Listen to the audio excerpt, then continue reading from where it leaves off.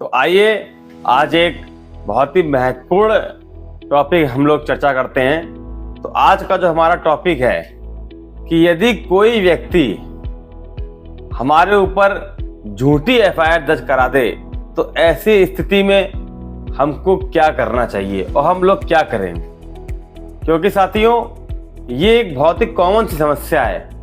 अक्सर हम लोगों को कहते हुए सुनते हैं कि फलाने ने हमारे ऊपर गलत एफआईआर कर दी या झूठी एफआईआर कर दी, या हम आप में से सभी लोगों ने इस समस्या को फेस जरूर किया होगा। क्योंकि ये कॉमन सी बात है, आए दिन लोग किसी को भी परेशान करने के लिए झूठी एफआईआर लोग दर्ज करा देते हैं ताकि सामने वाला व्यक्ति परेशान हो, या फिर घटना किसी अन्य व्यक्ति ने की और जिसके संग घटना घटी वह व्यक्ति जिस आरोपी ने घटना करी उसके साथ साथ उसके मिलने वाले कई लोगों को फंसाने के लिए वो अपनी एफआईआर में कई सारे नाम लिखवा देता है ताकि सभी मिलने जुलने वाले लोगों को उस एफआईआर के कारण से परेशानी उठानी पड़े। तो ये एक कॉमन सी प्रॉब्लम है और इसी प्रॉब्लम के कारण ना जाने कितने निर्दोष लोग आज हमारे जेलों में सजा काट रहे हैं और पुलिस के चक्कर काट रहे हैं, तारीखों पे जा रहे हैं और निरंतर परेशान हो रहे हैं। और जब भी कोई ऐसी झूठी एफआईआर कभी हमारे यहाँ पे किसी के साथ दर्ज हो जाती है तो हम लोग बड़े टेंशन हो जाते हैं, बड़े प्रेशराइज हो जाते हैं, बड़े टेंशन में डूब जाते हैं कि हम लोग क्या करें। क्योंकि पुलिस एफआईआर दर्ज होने के बाद एक जो कानूनी सिस्टम है उसके तहत कार्रवाई शुरू हो जाती है, हम लोगों को उस फचेड़े में फंसना पड़ता है। तो साथियों आज हम इसी समस्या से बाहर निकलने के लिए हम आपको रास्ता बताएंगे। तो सबसे पहले तो मेरा नाम एडवोकेट विजय प्रताप सिंह है और अभी तक यदि आपने साथियों हमारा ये YouTube चैनल जो हमने आप लोगों को एक कानूनी जानकारी देने के लिए बनाया है ताकि आप लोगों को कानूनी जानकारी मिले और ऐसी समस्याओं आने पर आप लोग अपनी समस्या से लड़ सकें, तो साथियों आप इसको सब्सक्राइब करें। साथ ही साथ अपने प्रत्येक व्यू को आप हमारे कमेंट के माध्यम जरूर लिखें ताकि पता चले कि हमारे द्वारा बताई जा रही जानकारी आपको कैसी लग रही है, कोई कमी है या कोई अच्छाइयाँ हैं तो वो भी आप बताइए, कि हमसे कुछ छूट रहा है तो आप जरूर उसको बताएं ताकि आने वाले वीडियो में हम उसको आप बेटर कर पाएं। साथ ही साथ इस वीडियो को आप आगे भी शेयर करें। तो साथियों शुरू करते हैं। देखिए जब भी कोई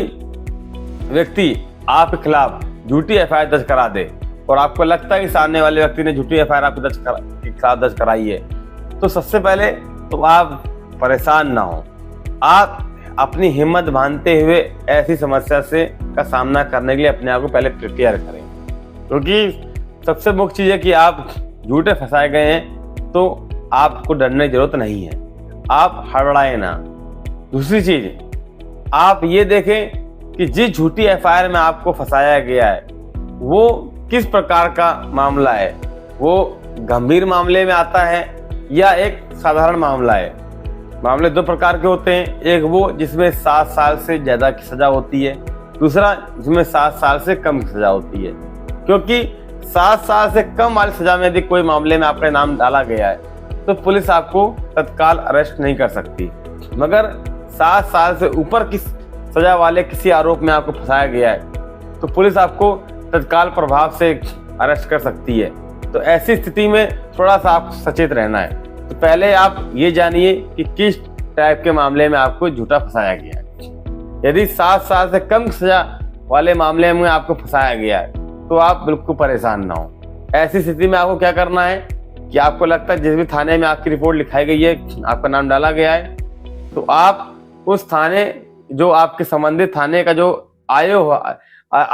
हुआ है इन्वेस्टिगेशन अफसर जो है, जो आपकी उस रिपोर्ट की जो जांच कर रहा है, आप उसके पास जाइए, उससे मिलिए जाके,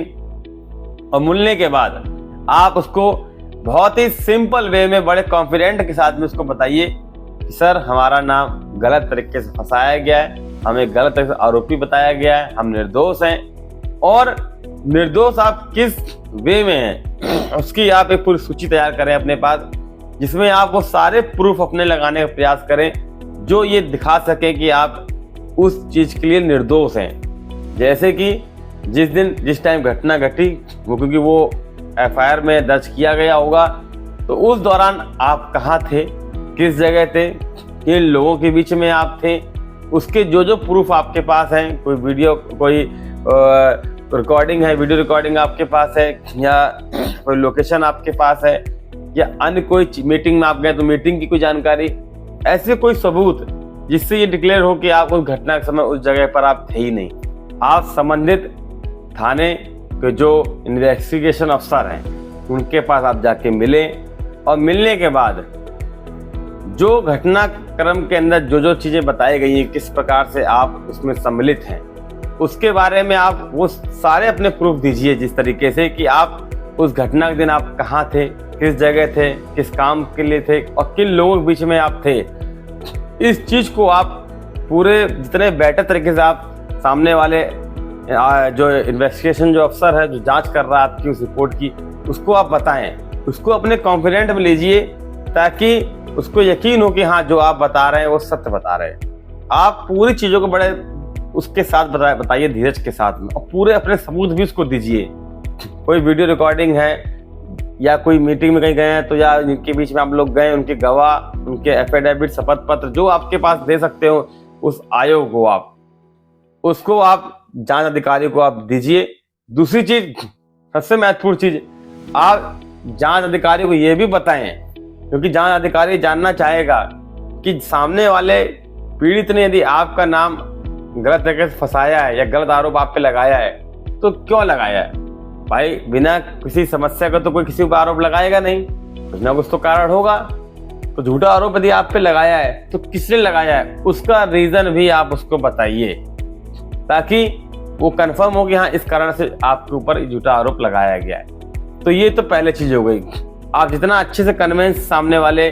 जांच अधिकारी को आप कर लेंगे तो आपको आगे की जो उसमें जांच की जो प्रक्रिया होगी उसमें आपको बहुत हेल्प मिलेगी। सामने वाले जांच अधिकारी को क्लियर पिक्चर हो जाएगी कि आप इसमें निर्दोष हैं, और उसके तहत वो आपका नाम उस एफआईआर से हटा सकता है या आपको बरी कर सकता है। दूसरी चीज, यदि किसी केस में, किसी मामले में 7 साल से ऊपर वाला मामला है, उसमें आपका नाम डाला गया है, तो ऐसे सिचुएशन में आप डायरेक्ट स्वयं जाके अधिकारी से जो कन्फर्म जो जांच अधिकारी उससे आप मिलेंगे तो आपको अरेस्ट किया जा सकता है। तो ऐसी स्थिति में आप खुद ना जा करके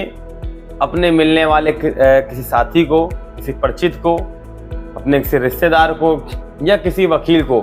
आप अपना मीडिएटर बना करके अपने सारे सबूत लेके भेज सकते हैं कि वो आपके बिहाफ पे वो सारे प्रूफ वहाँ रखे, अपनी बात कहे, ताकि सामने वाले जांच अधिकारी को यकीन हो कि आप इसमें निर्दोष हैं। तो ये सब चीज़ें हो गई। इसी के साथ साथियों, ये तो अपनी बात को सामने वाले जांच अधिकारी को बता करके, उसको कन्विंस करके अपने आप को झूठी रिपोर्ट से बचाने का एक रास्ता हो गया। दूसरी चीज, एक रास्ता और है कि आपको लगता है कि जो जांच अधिकारी जांच कर रहा है वह आपके फेवर में बात नहीं कर रहा है, वो पूरी तरीके से सामने वाले जिसने शिकायत लिखाई है उससे प्रभावित है, उसके दबाव में है, तो आप अपर के जो अधिकारी हैं जिले में, जैसे एसपी होता है, कमिश्नर साहब होते हैं, या डीएसपी साहब होते हैं, डीसीपी साहब होते हैं, इस लेवल के अधिकारियों से जाकर के आप मिल सकते हैं, उनको अपने सारे प्रूफ दे सकते हैं, अपनी बात बता सकते हैं और ये कह सकते हैं कि साहब जो अधिकारी जांच कर रहे हैं, हमकी इनकी जांच के ऊपर विश्वास नहीं है, ये फेवर तरीके से जांच नहीं कर रहे हैं, ये पूरी तरीके से हमको फंसाना चाहते हैं और सामने वाले के दबाव में है। और आप उनसे ये कह सकते हैं कि साहब इस जांच की जिम्मेदारी किसी अन्य अधिकारी को दी जाए या किसी अन्य पुलिस स्टेशन के अधिकारियों को जांच की जिम्मेदारी दी जाए। तो आपकी रिक्वेस्ट पे और आप द्वारा जो सबूत दी जा रहे हैं उनके बिहाफ पर जो जिले के जो अपर अधिकारी होते हैं पुलिस डिपार्टमेंट के, वो उस चीज की जांच अन्य व्यक्ति को दे सकते हैं ताकि निष्पक्ष जांच उस पर हो। तो ये एक दूसरा तरीका है, इसको आप बहुत मजबूती से इस उपाय को आप उपयोग आप कर सकते हैं। इसके बाद इन सारी चीज़ों के बाद एक और चीज़ है कि यदि कोई एफआईआर, झूठी एफआईआर दर्ज हुई है और आपके मजबूत प्रूफ आपके पास हैं, तो आप मजबूत प्रूफों को ले जा करके, क्योंकि कोई जब एफआईआर झूठी दर्ज हो जाती है तो उसको खारिज करने का या उसको ख़त्म करने का अधिकार निचली अदालत या अन्य किसी में नहीं है। वो एफआईआर खारिज या ख़त्म जो होगी वो हाई कोर्ट या सुप्रीम कोर्ट से ही होगी, जिसके अंदर सीआरपीसी धारा 482 के तहत ये खत्म की जाती है। तो इसके तहत 482 के तहत आप हाई कोर्ट में जाके एप्लीकेशन लगा सकते हैं, अपनी एफआईआर, झूठी एफआईआर को खत्म करने के लिए, साथ में अपने प्रूफ लगा सकते हैं। तो हाई कोर्ट आपकी पूरी चीज़ों को देखेगा, समझेगा और उसके बाद वो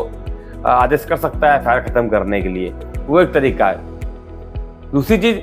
जब ये कन्फर्म हो जाता है कि आपको झूठा फंसाया गया है, तो आप उसका बदला लेने के लिए, क्योंकि सामने वाले ने आपको मानसिक प्रताड़ित आपको किया है, आपका समय बर्बाद किया है, आप भागे हैं, दौड़े हैं, पैसा बर्बाद किया है, आप कहीं ना कहीं मेंटली टॉर्चर हुए हैं हर तरीके से। तो उस तरीके से, क्योंकि आपका समाज में आपका नाम भी खराब हुआ है, क्योंकि एफआईआर दर्ज आपके ऊपर हुई है, आपका मानहानि भी आपकी हुई है, तो इसकी वसूली के लिए आप सामने वाले जिसने कंप्लेन आपके ऊपर लिखवाई है, आप उसके ऊपर भी आईपीसी की धारा 182 और आईपीसी की धारा 211 के तहत आप सामने वाले व्यक्ति के ऊपर झूठी एफआईआर दर्ज करने और आपको मानसिक फिजिकली प्रताड़ित करने के बिहाफ पर आप उसके ऊपर उल्टी एफआईआर दर्ज करने की आप कार्रवाई कर सकते हैं, जिसमें 6 महीने से लेकर के 2 साल तक की सजा का प्रावधान है। या ऐसे किसी आरोप में आपको फंसाया गया जिसमें 7 साल से ऊपर तक की सजा थी, तो उसमें सामने वाले को भी 7 साल की सजा और जुर्माने का प्रावधान है। तो आप इस तरीके से पहले अपने आप को बचाने के लिए समझ अधिकारियों को अपने प्रूफ के साथ में अपनी बात को रखते हुए आप कॉन्फिडेंट में लीजिए कि आपको गलत फंसाया गया है, इससे आप बाहर निकल सकते हैं। दूसरा, आप हाई कोर्ट और सुप्रीम कोर्ट में जाकर के अपनी सारे प्रूफों को रख करके आप एफआईआर को खत्म करा सकते हैं। तीसरा, आप जिले के अपर अधिकारियों के बीच में अपनी बात रख करके अपने केस की जांच को अन्य अधिकारियों से ट्रांसफर से करा सकते हैं। और आखिरी साथियों, जिस व्यक्ति ने आपको झूठी एफआईआर में फंसा करके आपको परेशान करने का जो काम किया है, उसके खिलाफ उसकी गलती का एहसास कराने के लिए आप आईपीसी की धारा 182 और 211 के तहत आप उल्टा मुकदमा उसके खिलाफ आप लिखवा सकते हैं, जिसमें